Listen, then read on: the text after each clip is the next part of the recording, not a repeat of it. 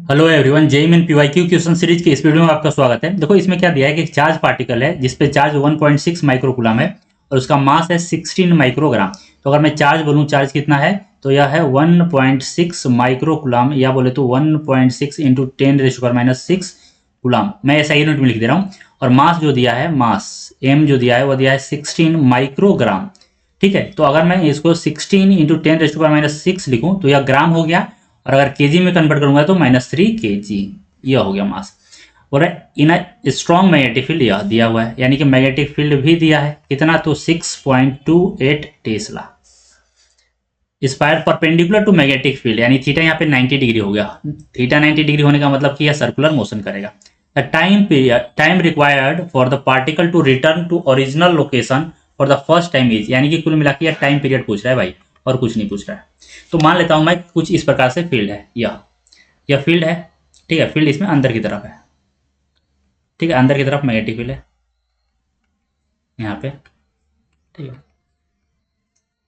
अब यहाँ पे चार्ज पार्टिकल है जिसका चार्ज क्यू और मास एम है, उसे वी वेलोसिटी से प्रोजेक्ट किए, तो यह इधर मूव करेगा और इसे फोर्स इधर लगेगा, एफ एम।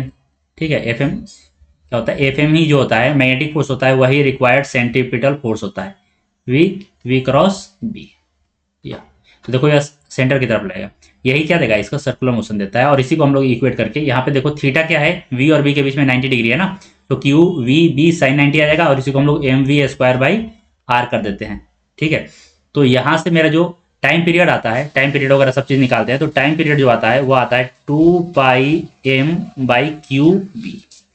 ठीक है, सिंपल सा बात भाई, टाइम पीरियड का फॉर्मूला पढ़ ही होगा सभी लोग। तो यहाँ पे अगर हम लोग बात करें 2π कितना हुआ, तो 2π हुआ 6.28, ये हुआ ना। और m कितना है, तो m देखो यहाँ पे दिया है 16 इंटू 10⁻⁻6 इंटू 10⁻⁻3। भाई चार्ज कितना है, तो चार्ज है 1.6 इंटू 10⁻⁻6, और b है 6.28। तो यहाँ से देखो 6.28, यह और यहाँ से यह गया, यहाँ पे यह और यह गया। ठीक है, अब यहाँ पे देखो तो यह आ गया यहाँ पे 10, तो यहाँ से यह और यह भी गया 16, तो कितना आ गया मेरा, यहाँ पे आ गया 0.01 सेकेंड। यह आंसर हो गया। ठीक है, तो जो टाइम मेरा आया वो टाइम कितना आ गया, 0.01 सेकेंड। अब देखो यहाँ पे बेसिकली यह जो है वह इंटीजर प्रॉब्लम है, इंटीजर प्रॉब्लम है, तो नियरेस्ट इंटीजर क्या बोलोगे, नियरेस्ट इंटीजर इसका हम लोग बोल सकते हैं 0। ठीक है, तो इसका जो आंसर होगा वो क्या होगा, 0, लगभग तुरंत आ जाएगा। ठीक है, तो या तो टाइम ईयर बोले या तो 0 बोले, लेकिन जो एनटीए है, एनटीए ने शायद इसका आंसर 10 दिया है। ठीक है, अब वो पता नहीं क्या सोच कर 10 दिया है। ठीक है, मुझे ऐसा लगता है ना कि शायद वह कुछ कर रहा होगा, तो इसको मुझे लगता है अगर मैं सोचूं कि 16 माइक्रोग्राम को अगर कन्वर्ट किया तो वह 10⁻⁻ ऐसे लिख दिया होगा। मुझे लगता है ना, यहाँ पे समझो बात को कि 16 इंटू 10⁻⁻6 लिख दिया होगा, तो यह कट करेगा तो शायद 10 आएगा। हाँ सही है ना, हाँ यही आएगा। ठीक है, तो इसलिए उसने क्या किया, 16 माइक्रोग्राम को केजी में कन्वर्ट करने के लिए, मतलब ऐसा यूनिट में उसने लिखा 16 इंटू 10⁻⁻6, और फिर इसे सॉल्व करोगे तो 10 आ जाएगा। तो बस सोच के, जो कि गलत है, तो इसका जो आंसर होगा यह होगा। ठीक है, तो आई होप आप लोगों को वीडियो अच्छा लगा होगा, और वीडियो अच्छा लग रहा है तो लाइक भी किया करो ना भाई, लाइक करो, सब्सक्राइब करो। ठीक है, अगर अच्छा नहीं लग रहा है तो मेंशन करो, बताओ कमेंट सेक्शन में ये क्या खराब लग रहा है। ठीक है, सिर्फ देख लेते हैं।